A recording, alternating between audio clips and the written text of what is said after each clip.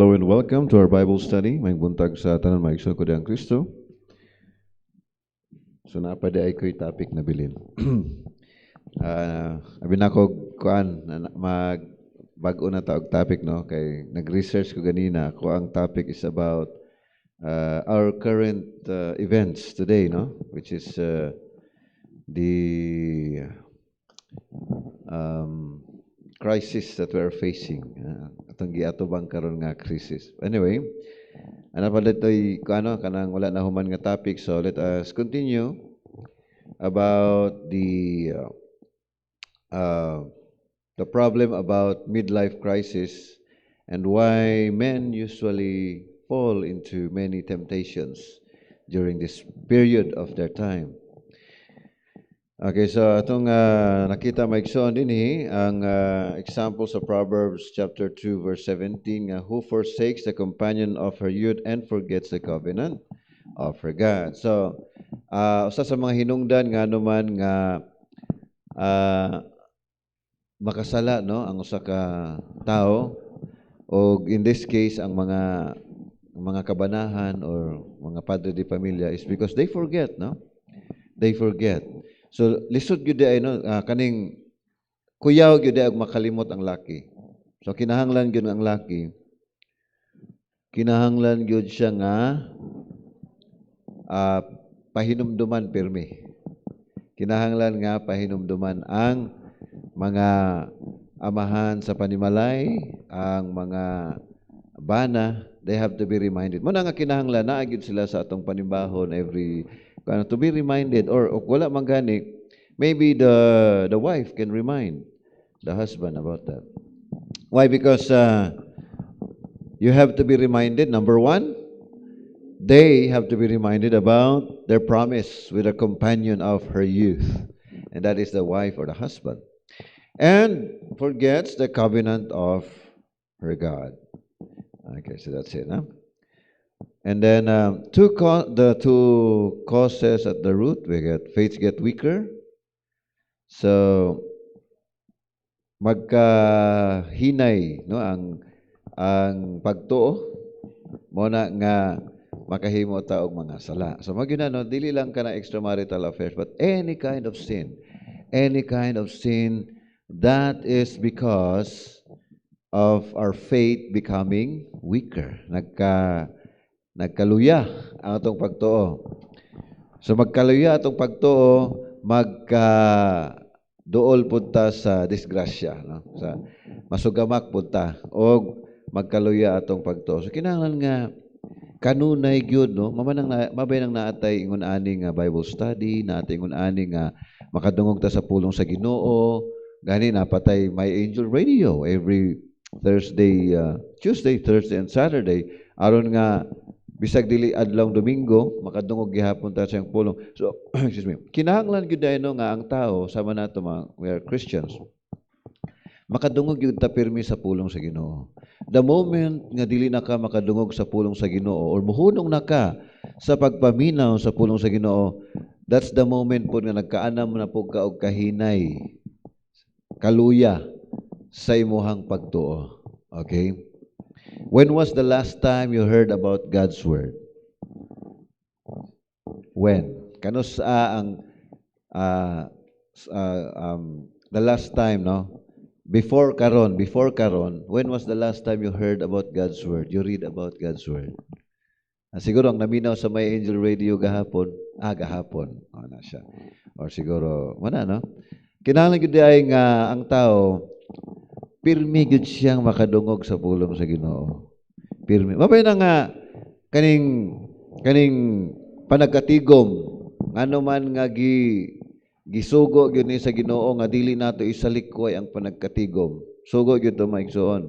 Kay mamay nabasa nato sa Hebrehanon 10 no nga dili ninyo isalikway ang panagkatigom sama sa ginabuhat sa uban apan Hinuon. Pangandam kita samtang nagahulat niya ng adlaw as we wait unto the coming of our Lord Jesus Christ. Mo na nga natay pa nagkatigom. Ang uban manggod maigsoon no, sorry na lang no, ang uban siguro ang ilahang pagtuo manggod nga pwede rata dili mo tambong, pwede rata nga talag sarata maminaw, pwede rata talag sarata magbasa sa iyang pulong, kadungog sa iyang pulong. Pero ngano man ngingon ana ilang una-una maigsoon tungod kay wala sila nakasabot unsay hinungdan para asa ning kada unang adlaw sa semana magtigom ta, maghinumdum ta siyang kamatayon, maghatag ta sa gibuhaton sa iglesia. Ang pinakaimportante gyud diha ang pagpaminaw siyang pulong, ang pagdinasigay sa matag usa. Ngano man tungod kay ang tao makalimot. Ang tao makalimot. Tinuod ba na maigsoon? Do you agree with me? Makalimot ang tao. O di na siya kadungog ana pirmi makalimot na siya. O di na siya maghuna-huna ana pirmi makalimot na siya. O imong huna-huna wala na ang pulong sa Ginoo di sa huna, di na kakadungog sa iyang mga pulong, di na ka mubasa sa iyang pulong, makalimot na ka. You will forget. Okay? Mabayan ang natay awit no nga remind me dear Lord. Kisa ba nakabaloan ang kanta katong remind me dear Lord nga there are things that I love and hold dear to my heart are just borrowed, they're not mine at all. So kato. Remind me dear Lord kay nga naman usay makalimot ko kining naa sa ako karon kani mga bahandi mga kabtangan katigayunan dili ni ako no gikan ni sa imuha. So kinahanglan nga pahinumduman ta nga ug wala siya wala usab kita karon. Mo na siya maigsoon. Mo na tong hinumduman kanunay no nga ug wala siya wala sab kita karon. Okay. So kinahanglan nga i-remind gyud ta kanunay, remind. Nga naman aron dili ta maluya sa atong pagtuo kay the moment nga muhunong na ka pagpaminaw, pagbasa, pagpatalinghog sa mga pulong, that's the time na ni anam na pug ka og kaluya, ni anam na pug ka og kanang palayo sa Ginoo. Anay example ni maigsoon no. Dito sa Kawanangan dunay gitawag nato dito nga International Space Station, ISS, International Space Station. Unya, dunay mga tao dito gitawag nato nga astronaut. Kailan mo astronaut maigsoon? Kanang mga tao nga nagpuyo dito sa space or ang ilang trabaho moadto sa space nga diyan tuwa dito ang International Space Station nga gasigig libot-libot ana sa kalibutan. No, unya kana nga International Space Station kabalo mo sa kapaspas ang tuyok ana sa kalibutan. That is 2,000 kilometers per hour ang iyahang tuyok.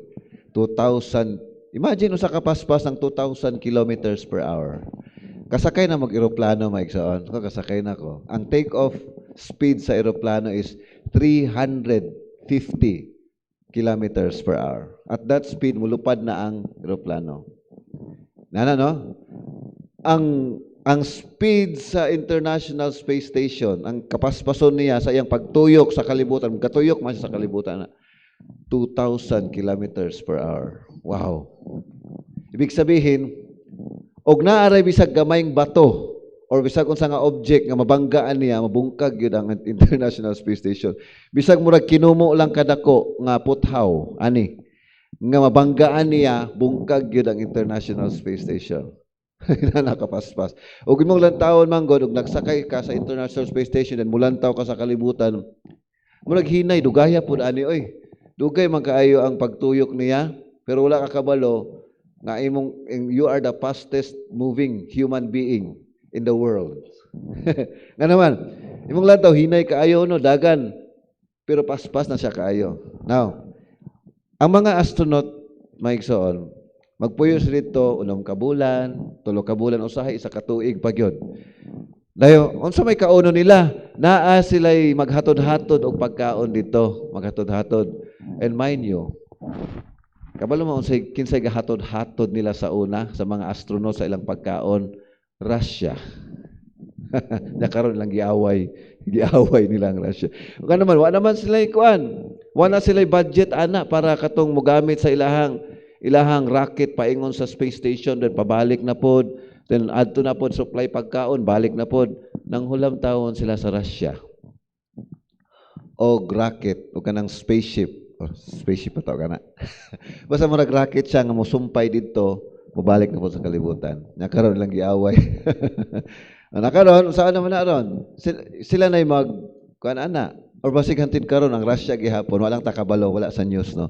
Pero Russia gihapon ang gatod-hatod. Now, dito sa International Space Station, walay kuan dito, walay gravity. Kailan mo gravity no? Kana inig-itsa niya sa kabutang mubalik yun siya sa yuta, gravity na siya. Walay gravity dito sa space. So, aron nga magpabilin ang ilahang muscles, sama ko'y muscles no, atong lawas. Og wala na gravity di ay, ang imuhang muscles mag-anam siya kagamay. Maniyong muscles. After isa ka bulan mo gamay na siya. Another isa ka bulan mo gamay. Hangtod nga gamay na yung kaayo mura na kagipolyo. Kailan magpolyo no? Kasi itong hilantan ka din, mo gamay ang tiil, polyo ang labas. Sa una mapas na kabalo ana. Matingala sila after mga 3 ka bulan na ganito no, 3 months. Nipauli na tong astronaut. Sus paggawas niya sa katong hatod na siya sa kalibutan diri sa ubos katong mga astronaut. Tingala sila nga wa man gyapon ning gawas ang astronaut pag abri sa katong hatch ana. Dahito di na siya kalakaw. Di kalakaw nga naman. Nahurot ang muscle sa iyang tiil. Nga wa may gravity dito. Walay gravity. Kasi slag lutaw. Hasta ang katong ang sa iyang bukton wala na po'y muscle. Ang tiil wala na po'y gamay na lang kayo nabilin. Mo to paggawa sa ato gikan sa iyahang katong capsule nagisakyan, gi-rehabilitate siya mo bitaw kanang physical therapy nga kanang naisungkod ana. Mura po siya tigulang na po maglakaw ana. Nga naman nahurot ang muscle sa iyahang tiil. Nga naman wala naman gigamit. Og dili day gamiton ang muscle, labi na dito sa International Space Station, may gravity dito, mag-anam sa kagamay, magkagamay. Hantod nga, malulid na ka. Nagbalik nimo sa kalibutan, malulid na ka. So sa gibuhat nila, nagbutang sila og gym equipment dito sa International Space Station. Nagbutang sila og stationary bike dito. Okay? Nga kada adlaw, bahalag way gravity dito, magbike gyud sila. Katabi ito ang bike nga di mo dagan. Kailan mo ito? Itong bike nga di mo dagan. Stationary bike. Kada adlaw yun na. Bike sila dito kada adlaw. Mana? O, ikaw na po. Bike na po siya dito. Na. Aron nga ang tiil, dili magamay ang tiil. Kaya wala gravity dito. Ang paa, dili magamay. No? So, inana po dahil no, nga ang atong pagtuo, mura po siya og muscles ba? Ang atong pagtuo, murag muscle na siya. Nga og di na siya makadungog sa pulong sa Ginoo, di na ka mubasa, di na ka magpatalinghog sa iyong pulong, sa iyong mensahe. Mag-anam po siya kaluya.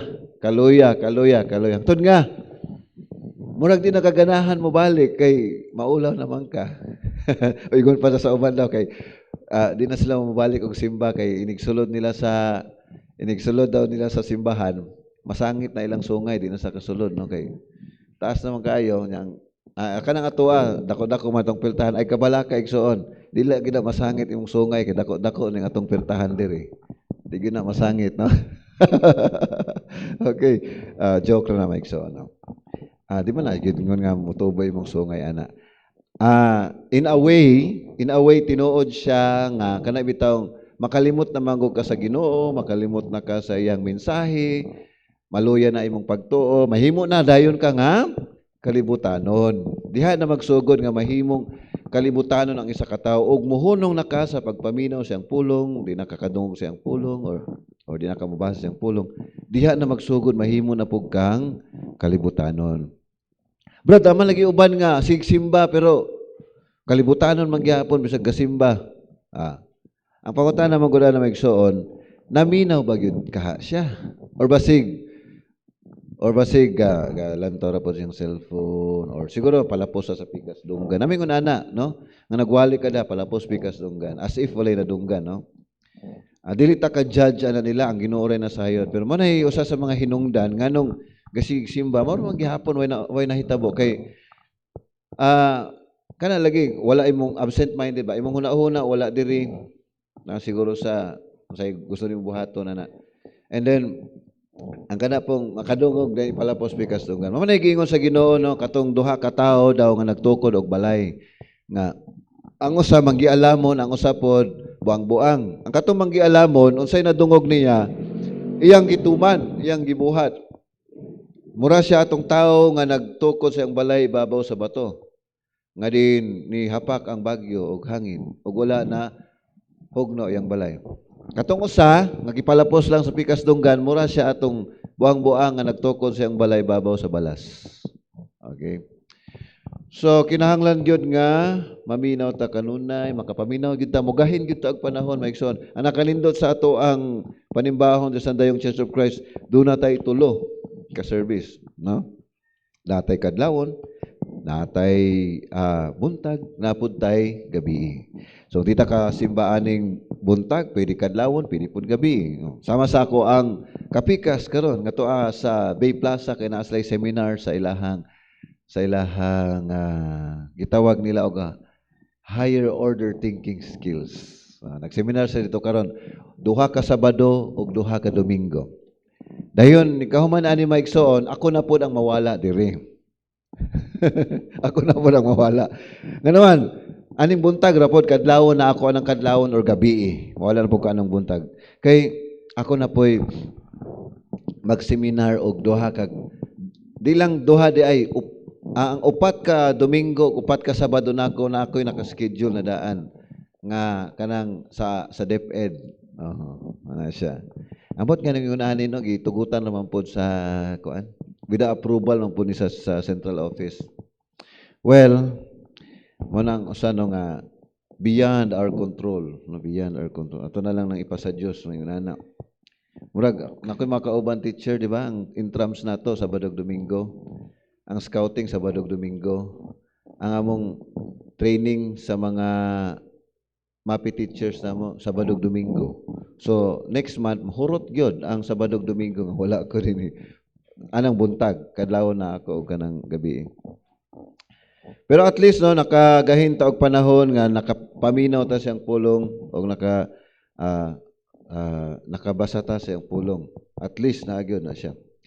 Okay, so faith gets weaker, little time for spiritual, no time, not study as should, not pray as much, and it happens gradually. Anam-anam na siya, no? Hinay-hinay.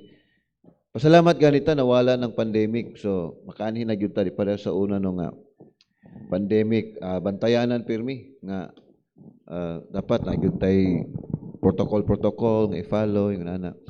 But then karon we are back to normal, which is very good. So, if faith gets weaker, the result is marriage deteriorates. Marriage deteriorates. Mag-anam og kanabang murag madaot ang marriage og mawala ang kanibitang og mohinay og muluya ang pagtuo sa bisag usa ninyo or kamong duha gyud, madaot ang marriage deteriorates. Mana kinahanglan gyud ay sa marriage naa gyud ang Diyos sa tunga. Nahigid sa tunga. Dili pwede nga ang inyong panagtiayon kay kamulang duha din, dili niyo apilon ang Ginoo. Apilon gyud ang Ginoo. Ano apilon man Ginoo? Kaysa diha nga nagbayloanay mo og nagsinaaray mo, nag-exchange vows mo. Nabay ang Ginoo ato naminaw. He is one of the witnesses, no? One of the witnesses of your marriage. And He is listening. And you promised in His presence nga ang inyuhang ampingan, ang inyuhang panaghiusa hangtod sa kamatayon. That is the promise. That is a promise. Now, sa ubang nasod maigsoon, wala nila tagaay og bili kana nga saad. For example, sa US, wala na tagaig bili na. As if pwede ra nimo i-break ang imong promise sa Ginoo. Mo nang naaslay divorce dito, no? Kita naputay annulment pero sa ato alang medyo taas-taas nga process din mo gasto gyud kag dako. Di dapat valid imong reason like psychological incapacity or maybe insanity or whatever, domestic violence. Excuse me. So, sa ilaha, ang panagtiayon sa ilaha, murarag nag-ilis og sanina. Ganyan lang kadali sa dakong kasayon nga pwede ra ilisan dayon, dili baya, no? Dili na ang plano sa Ginoo. Ang plano sa Ginoo kanang imong gipakaslan mao na gyud na, hangtod na gyud na sa kamatayon. Mao na siya. That is the plan of God. That is the plan of God. Kaning divorce and remarriage, dili na plano sa Ginoo. Dili na plano sa Ginoo. Katong gipangutana kausa si Ginoong Kristo sa mga Parisiyo, sa mga pari, ngun siya, kaning bayhana, naminyo siya kapito. Namatay tong pirmiro, dayon. Naminyo na po siya, namatay ang pirmiro, namatay. Naminyo na po siya kapito. Pangutana, kinsa ang iyahang tinuod dito nga kuan? Bana, ingon siya. Mga ignorante mo, tanan. Ano man? Wala mo na sayod sa kamatuoran. Kay dito sa langit, sama na ta sa mga anghel dito nga dili na maminyo. So wala na magtiayon dito. By the way, na ay relihiyon no nga inana. Nga, ini ka matay daw nila sa loyo daw sa ilang kinabuhi, in the afterlife, they are still couples. Muna na sila celestial wedding o terrestrial wedding.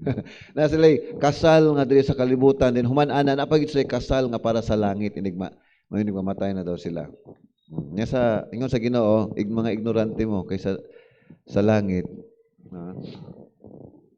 Sa langit, mura natag mga anghel dito who are not who will not marry or given to marriage. So wala bahig laki dito sa langit. Of course. And then ingon pa niya dito nga kanang inyo hamanggod nga divorce. Okay? Kanang inyong divorce. Dili man gud na pagbuot sa Ginoo kay sa dihang gihimo niya ang tao. Gihimo niya babae ug lalaki. Isa ka babae, isa ka lalaki. Mao gini ang plano. One man, one woman. Kayo pwede pa lang unta maigsuon nga himuon sa Ginoo nga upat yang asawa digi katong usa ka gusok ni Adan nga iyang gikuha iya tong gibahin og kaupat. No, yang giumol nga upat ka babae. O kana siyaro. Di ka malingaw upat ka buok ng asawa. Nganong isa ra man gyud yang gihimo? Di ba og katong pan og isda nga iyahang gihimong ang katong pito ka pan og 5 ka isda gihimo niyang kanang napadaghan niya nga napakaon niya ang 5,000 ka tawo. Dili basad niya pwede himuon nga ang gusok ni Adan tong usa ka buok himuon niyang upat or pulo baka or 70 ka buok babae. Syaro. Di ka malingaw ana Adan 7 ka buok 70 ka buok or upat ka buok malingaw na guro ka ana Kanang isa ra man gyud. Kay ang plano sa Ginoo isa ra gyud. Isa ra. No? May kasabihan daw, one word is enough for a wise man. Pero sa panagtiayon na po na siya kasabihan, one wife is enough for a wise man. Enough na ng isa. No? One wife is enough headache for you. Joke lang. Enough na ng usa. Oh, maglabad na gani mong ulo anang usa lang ka buok, usa pa kag upat na. Labad na gyud kay mong ulo gyud. So isa ra gyud no. One wife is enough for a wise man. And then, ang consequence mong po na maigsoon, upasagdaan lang bitaw sa Ginoo ang lalaki nga magsigi og extramarital affairs. Unsay mahitabo sa mga anak-anak nga sila ra ba ang mo sunod nato?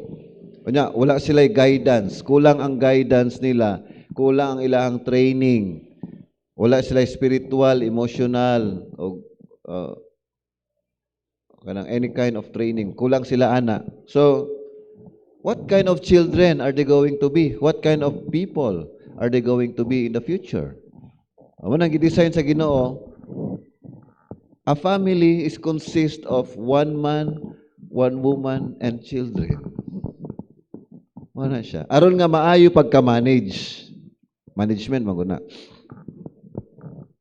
Sa una, ang mga Hudyo, gisuon po nilang mga hari sa una sa ilang palibot, nga itong mga hintil bitaw. Ang mga hintil manggo, naa sila mga hari. Dayon si ang nakita nila nga nindot himong hari si Saulo. Oto. Unsa day kinabuhi sa mga hari sa una? Ang kinabuhi sa mga hari sa una daghan kay nag-asawa. Kabalo mo para asa?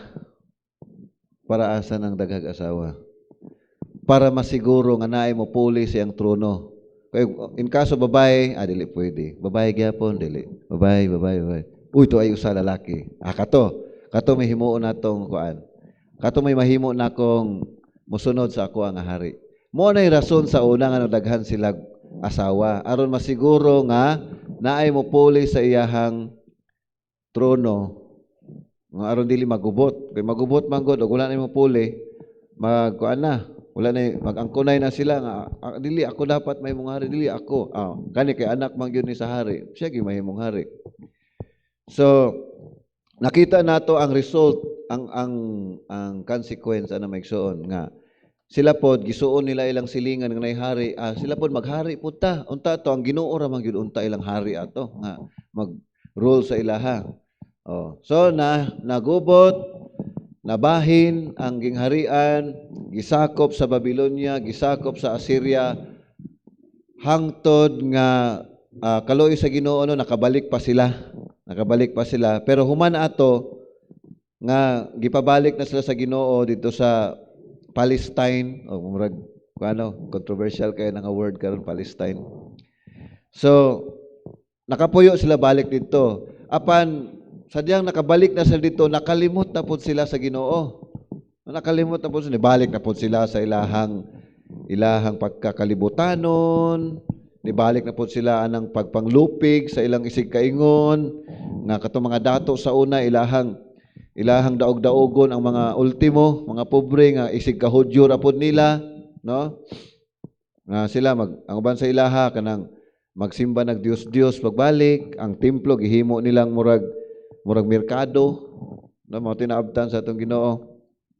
Muna ningon ang atong Ginoo, maabot ang panahon, no? Kay gitagaan man lang second chance na ni sa Israel. This is their second chance. Kay sa una wala na gyud sa una. Wala na Palestine. Wala na Israel sa una. Gisakop na sa Babylonia, gisakop na sa Assyria. Daron gitagaag second chance. Sige, makabalik na mo, makauli na mo. Gipabalik ni kita to nga hari sa una. Ni Haring Darius ata to.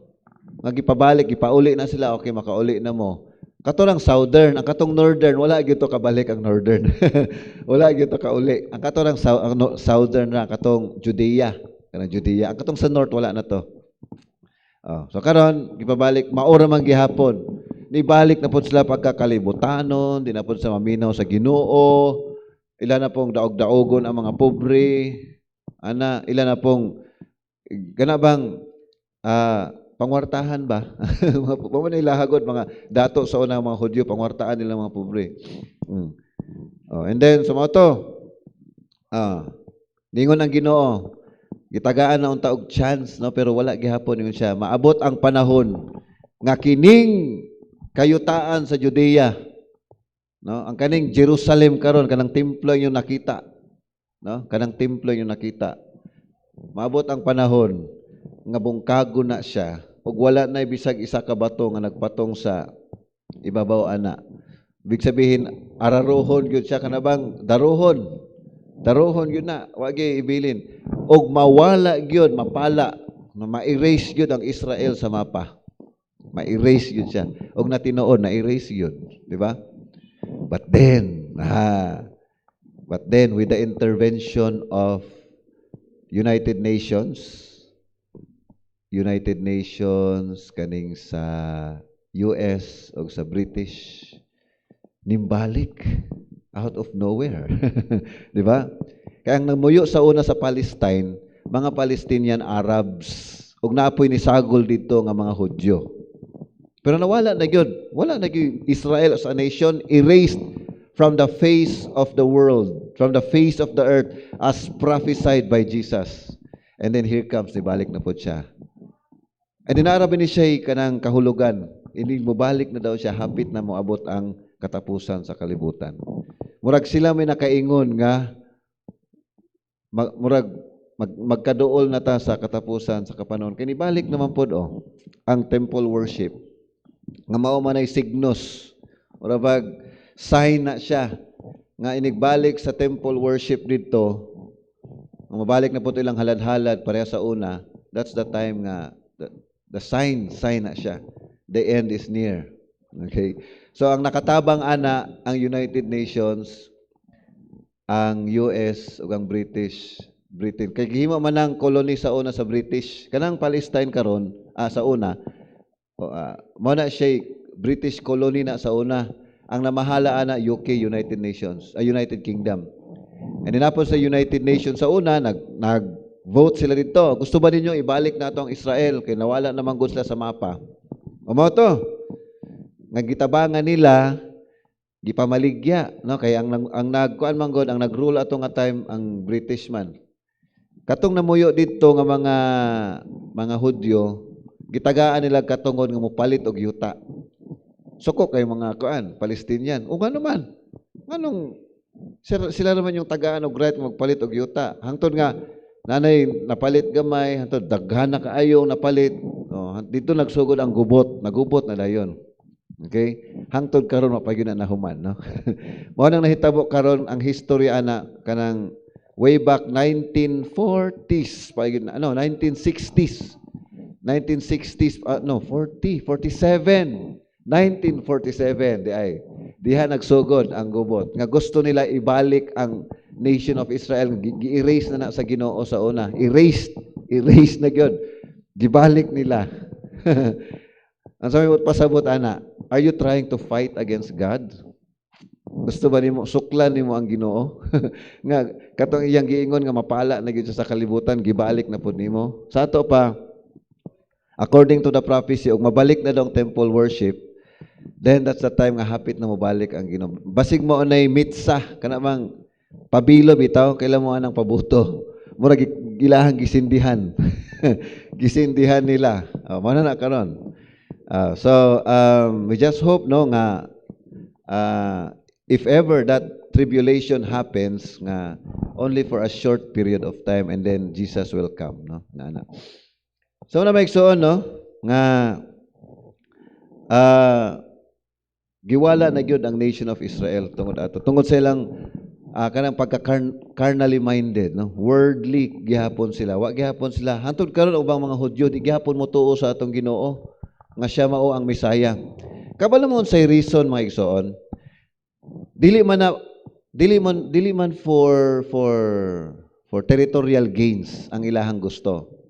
Sa tinuod lang, ang gusto nila katong mga Hudyo nga namang ilang giangkon ang mga yuta sa gipuy-an sa Palestinian Arabs kay ang ilang pagtuo nga moanhi gyud ang Misaya sa kalibutan, diha gyud siya sa Jerusalem moadto.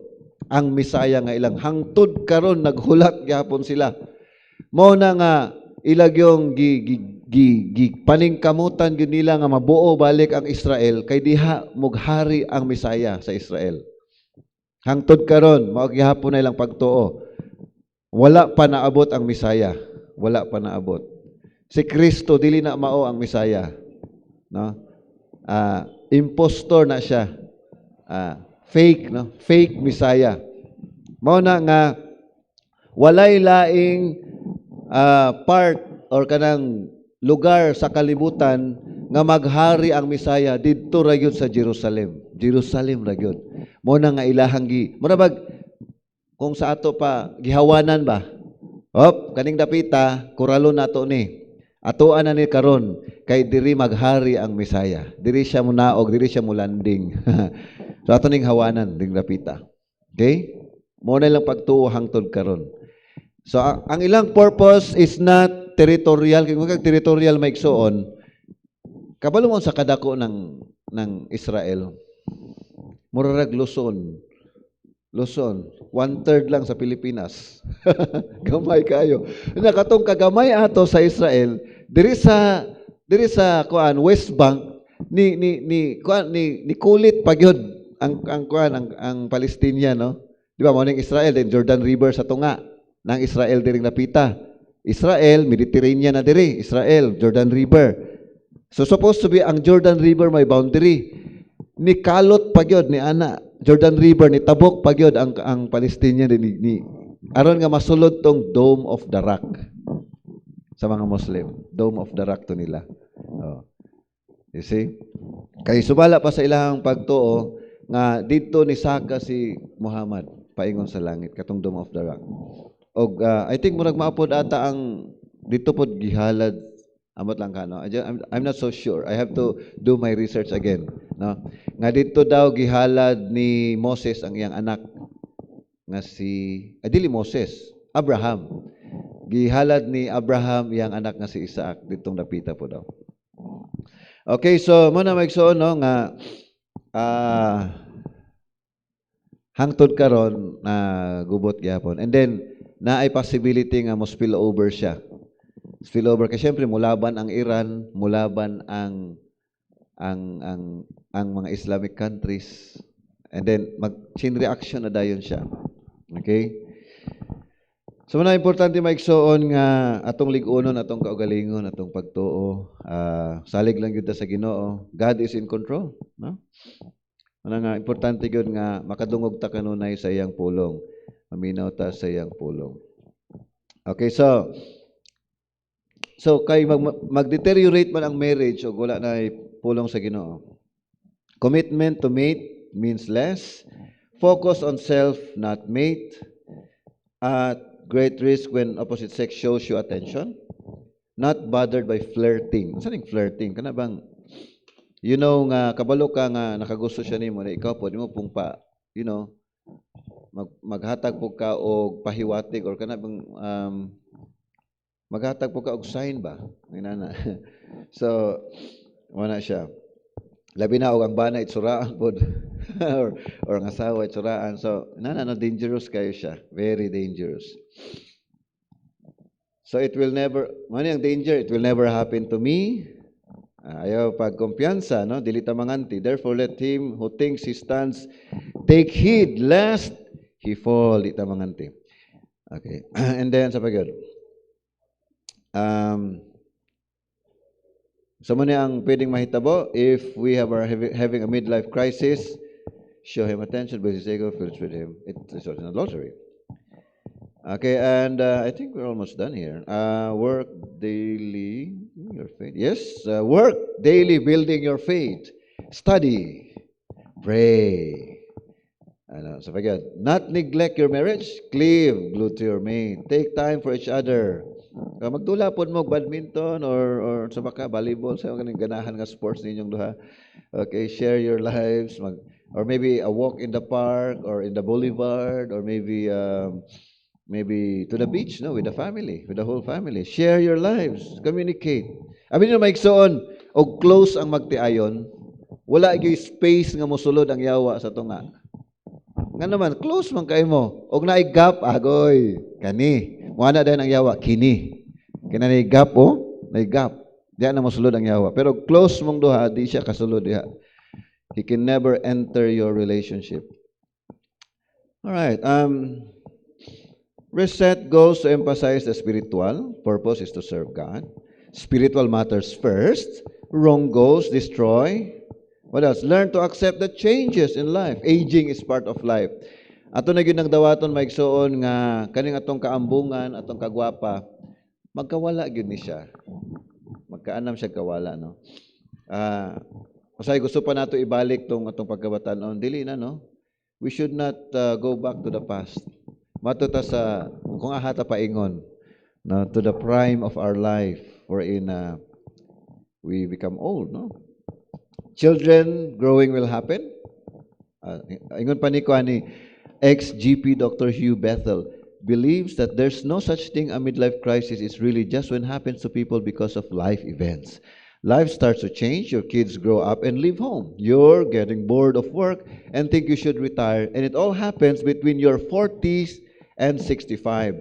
Peter Baker, director of the Men's Health Forum, is in agreement with Dr. Bethel. He says, I think you could argue that there are problems that men face in middle age. I don't know if you'd want to call it a midlife crisis, but middle age is a time of adjustment for men. A lot of the issues are psychological rather than issues that need medical treatment, he says. I think we're in danger of medicalizing middle age for men and saying that whatever problems they face, it's all down to one cause, low testosterone. Madayon ko ano kanang himong excuse. We're giving men drugs in the hope that they will treat the condition when in fact it's all part of the process of getting older. We are getting older. Hindi na tayo bumabata. Tayo ay tumatanda na. Yan. What else? Watch for pitfalls that lead to adultery. Don't lust or fantasize. Okay. Use tools to ensnare you. Okay. What else?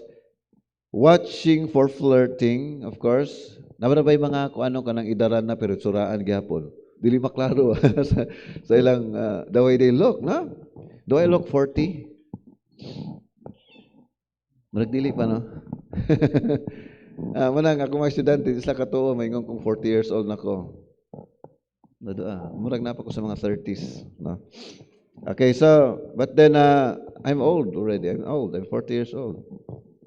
A seducer will lie, mga gold digger. Watch out no, sa mga gold digger. And then don't play with fire, of course. If you play with fire, you will get burned. And opportunity occasion will come. Okay, so mana no, aron nga makalikay gyud ta sa mga panulay, tentasyon, magsigid ta og paminaw siyang pulong and then magsigid po tagdala sa pulong sa Ginoo, no? Like maybe in your cell phone, natin ma-download karon. Ako gina-recommend katong And Bible, AND space Bible. Nga naman, free, tanang versions akong ganahan na dito, wala expiration and then free ra gyud siya. And then pa siya yung mga tools dito for free gihapon like research tools, dictionaries, encyclopedias, all for free. And Bible, no? By the way, wala ko'y madawat ana nga royalty. Kay free raman na. Okay, so man magsuon no, kinahanglan nga magkaduol na gyud ta sa Ginoo. Kay paminaw nako nagkaduol na gyud pud ta sa katapusan sa kapanahonan. Okay, the challenge of a midlife crisis. So I think this is the last one. Oh, managid ay. The end of the slide. So man magsuon no nga the older we get, the closer we are to God. Mara gina, no? Nagkataas atong edad, dapat daw nagkaduol po ta sa Ginoo. Okay? Kay murag pagpanganda magud pod na. Pagpanganda ba nga inig naghigda na ka sa banig sa kamatayon. Di na ka mahadlok. Kay sa katong nagsugod ko nga nagkatigulang nako, anam-anam na po kong kaduol sa Ginoo, no? I'm drawing closer to God. I'm becoming more spiritual. I'm becoming less carnal and worldly. So murag okay ra gyud nako. Okay na ko nga kuhaon ko sa Ginoo kay duol naman ko niya. I'm very close to him right now. Nga ang kulang na lang nga iya kong kuhaon kana na kulang. Pero og kalibutanon gihapon ta mahadlok ka. Mangurog ka. Ayaw sa Ginoo pa ko nag-enjoy sa akong life. Anugunan pa ko nga daghan ko wala nahimo sa kinabuhi. Anugunan pa ko sa kalibutan, sa mga bahandi. Inana na mahitabo na mahadlok ka matay. Pero og kana bitaw nakataas imong edad, nakaduol ka sa Ginoo. Dili ka mahadlok. Murag ang kulang na lang nga kuhaon ka sa Ginoo. Murag kana na kulang kay you are going nearer and nearer to God. No? Ano siguro ang kanta nga nearer my God today. Kaya ito mga sa funeral nga nearer my God. Kay dapat ay magkataas atong edad, magkaduol ta sa Ginoo. We become more spiritual. And then mahimo pud tang suga sa mga kabatanunan ba, murag lamdag, mahimo tang lamdag sa mga kabatanunan kay mangayo sila advice nato daghan tag mga kahibalo, mga knowledge, wisdom. Daghan tang kaalam nga mapaambit sa ilaha kay spiritual naman ka. Kay wala o kalibutanon gyapon wala tay mahatag sa ilaha nga kuan nga advice no maayong tambag. So man magsuon ato ang natun-an karon nga we should not be afraid of growing old, and in fact it is an opportunity to draw ourselves closer and closer to God, no? So that by the time that we breathe our last with a smile, no, and with a kanang calm and peace of mind, no. So kanang kamatayon para nato dili na siya kana bitong kahadlukan para nato kay mao na ang time nga mag-usa na ta, nga makighiusa na ta sa atong Ginoo. Ingon pa ni Apostol Pablo, for me to live is Christ and to die is gain. Sa ato pa, og tugutan sa Ginoo nga tason pa ang kinabuhi, alang to kang Kristo aron makaalagad pa siya sa Ginoo. Pero og kuhaon gyud siya, ingon niya, mas maayo.